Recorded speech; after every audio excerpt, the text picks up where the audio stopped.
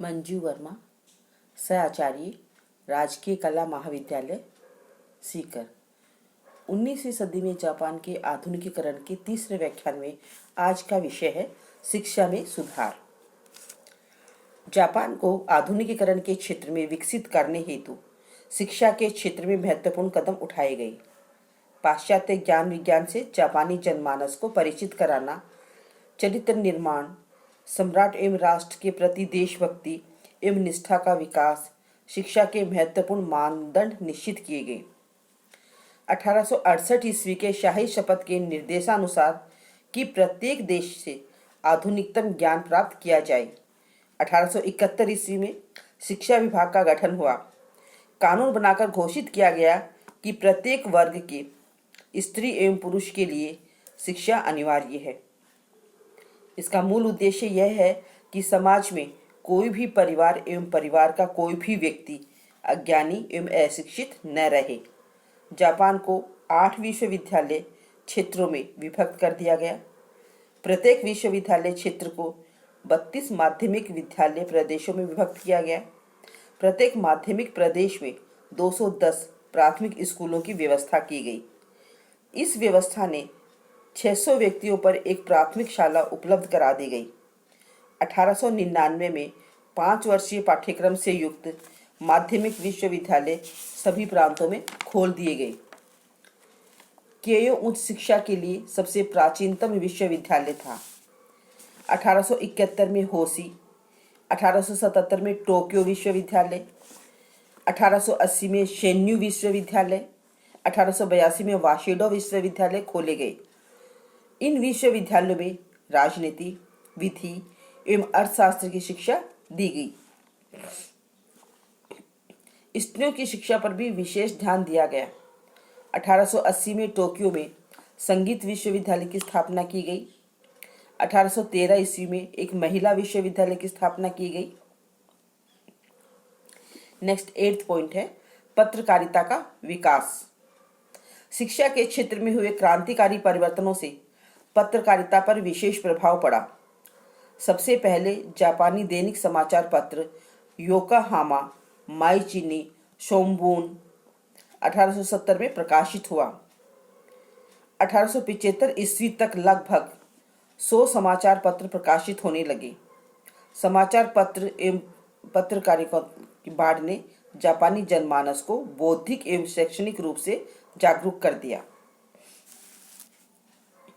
Next 9th है धार्मिक जीवन में परिवर्तन। मेiji पुनर्स्थापना के पश्चात राष्ट्रीयता के विकास के दृष्टिकोण से प्राचीन शिंतो धर्म को लोकप्रिय बनाया गया। इस धर्म के अनुसार सम्राट के प्रति निष्ठा एवं आस्था सर्वोपरि थी। बौद्ध धर्म के स्थान पर शिंतो धर्म के प्रसार के लिए इसे राजधर्म भी घोषित किया गया। इससे जापानी जनमानस में एकता की भावना प्रबल हुई। नेक्स्ट 10th है आर्थिक विकास। जापान में पाश्चात्य औद्योगिक विकास की ही नीति का अनुगमन कर औद्योगिक विकास की ओर ध्यान दिया गया।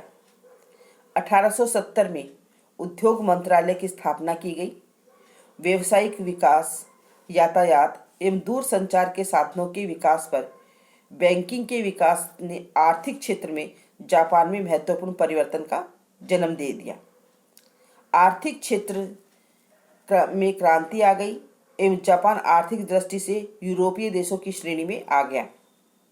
नेक्स्ट 11th है जापानी जीवन शैली का पश्चिमीकरण। जापान का शिक्षा के क्षेत्र में अभूतपूर्व विकास एवं चिंतन शैली ने पश्चिमीकरण के प्रभाव, पत्रकारिता के अभूतपूर्व विकास एवं जापान के द्वार विदेशों के लिए खोले जाने से जापान की जीवन शैली पूर्णतः प्रभावित हुई। जापानी वेशभूषा, रहन सहन, खान पान एवं सामाजिक क्रियाकलापों में जापानियों ने पश्चिमी की नकल प्रारंभ कर दी। 1872 ईस्वी में सभी राजकीय पदाधिकारियों का पश्चिमी पोशाक धारण करना अनिवार्य कर दिया गया। जापानियों ने पश्चिमी शैली की नृत्य कला को अपनाया। प्राचीन ललित कलाओं का परित्याग किया जाने लगा।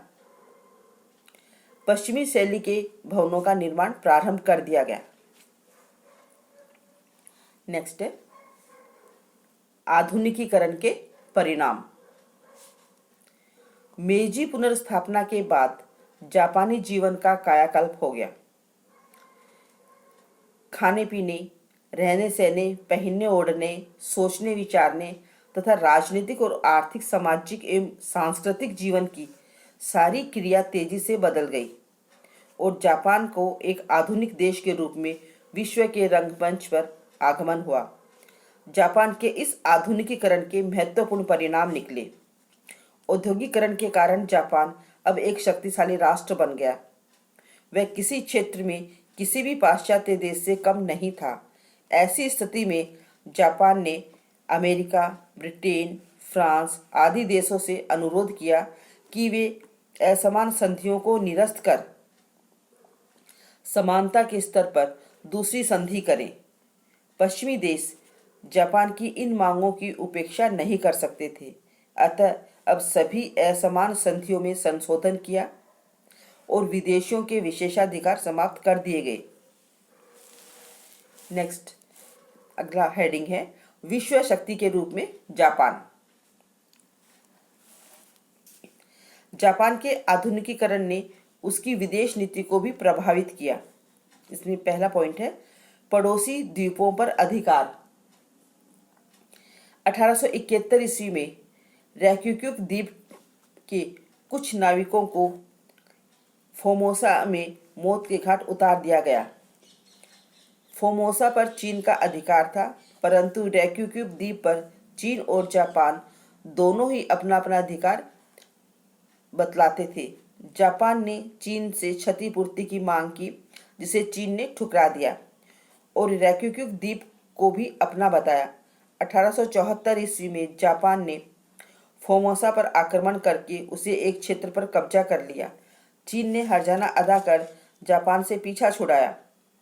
विवादाग्रस्त रैक्यूक्यूक द्वीप पर जापानी अधिकार हो गया, जो साम्राज्यवाद की दिशा में जापान की पहली जीत थी। 1875 ईस्वी में जापान ने रूस के साथ समझौता कर लिया, जिससे जापान में साखालिन द्वीप पर अपने दावे को त्याग दिया और बदले में रूस ने कुरिन द्वीप पर जापान के अधिकार को मान लिया। 1878 ईस्वी में जापान ने अपने पड़ोस में स्थित बोनिस द्वीप पर समूह पर भी अपना कब्जा कर लिया। नेक्स्ट है कोरिया की समस्या। ये आपको अगले व्याख्यान में बताया जाएगा।